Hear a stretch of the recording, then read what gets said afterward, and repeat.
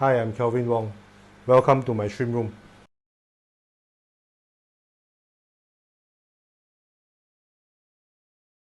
I mainly clip Galaxy Bois. I also have PRL, Fancy Tiger, Blue Bolts, Galaxy Tigers. Yeah. My main focus is my Bois. Yeah. In 2018, I won the Grand Champion for a competition in Singapore. I also won the Creative Champion, Open Category Champion, that's where all the Bois and Fancy Tiger. And in 2019, I won Open Category Champion again. TMJ lineage is just my lineage. I mix a few breeders' shrimps. Different, I'm aiming to get something special. Until now, I am still working towards it. But yeah, I'll get there soon. And TMJ actually just stands for Taman Jurong. It's just the area that I'm in.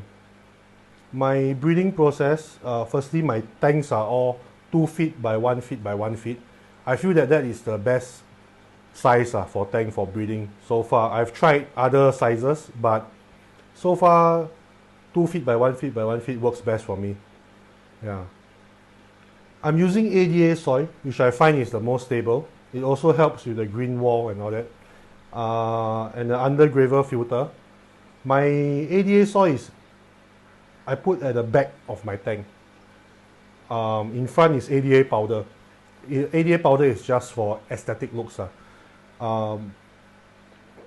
For undergraver filter, I feel that it helps to hold the pH to a more stable level, which is very important. With a lower pH, I notice that my shrimps breed more. So I usually try to put more soil at the back where the UGF partition is.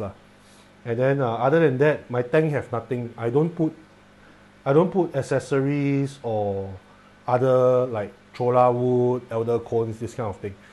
Inside my tank is very simple. Only moss, sponge filter, soil, UGF.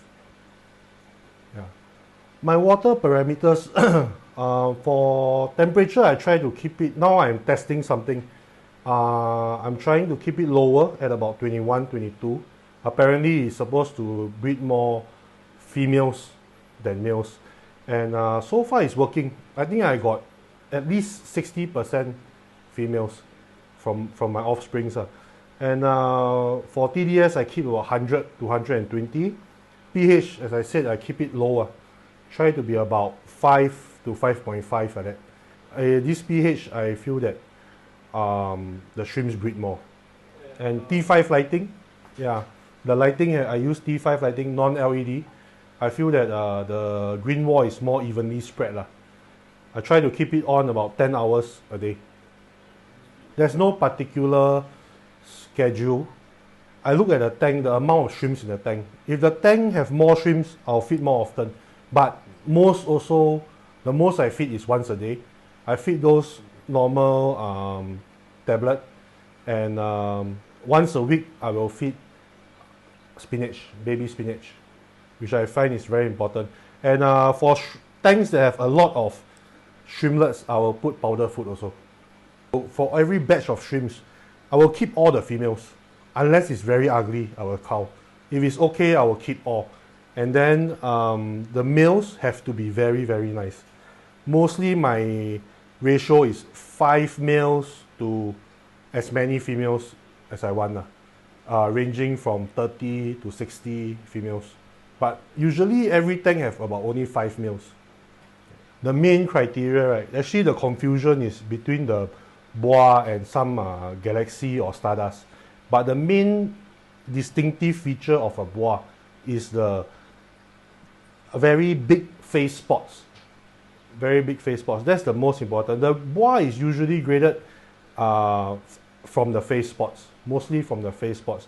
So lesser face spots will be S grade, and if the face is fully covered, just with maybe a little bit of hole, that one will be the triple S grade. That will be highest grade. For the back covering, right? Yeah, it has to have at least a thick fish bone. Thick fish bone, but more importantly is the facial spots. Have to be very thick. Some galaxies have thick fish bone, but the face, right, the spots is very small. That one is not considered a bois. Bois face spot must be thick. Yeah, this is not only thick, this is cover area. Yeah, this is like competition grade. Yes. I can't give you exact numbers, but I breed a lot, and even with a very strong lineage, I think very strong genes, I think maybe 30%. 30%, and even if 30% with the face, the very nice bois pattern, right? Some are not, I don't know, some are not so nice. Yeah, those very nice ones, right, is really very rare. One out of few hundred lah. Yeah. Mostly the females are very nice. Yeah, it's the male is very, very hard to get. Everybody can join the competition, and they should join the competition. Joining a competition will teach you to really push you to get the best out of your shrimps. To win the competition is another issue. To get a very high placing position in the competition, I feel you have to have a lot of shrimps. You really have to breed a lot of shrimps, because there's a one important factor, which is you have to find 5 similar shrimps to enter the competition. To have a nice shrimp is not so difficult, but you have 5 nice shrimps that look alike. It's quite tough if you do not have many shrimps. So in the first place, you must really breed a lot, and as much as you can. Then from there, it's easier to select the 5 similar shrimps. A good lineage, right, to me, it means that the grandparent of the shrimp, the great-grandparent, the parent, all of them are nice. That means they have, for example, we talk about bois. If the grandparents of the shrimp that you buy is a bois, and then the parent also bois, the chances of you getting bois from your offspring is much higher.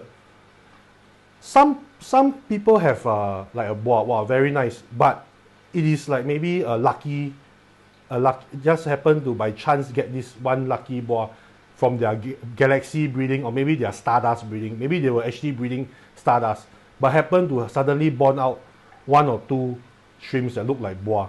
If you purchase this shrimp, when you breed it out, right, the offspring, the percentage of the offspring to be bois is really very low, and that's what we call not a good lineage, not a good bois lineage. Maybe it was meant to be a stardust. So you get this bois shrimp, but his parents and his grandparents are all stardust.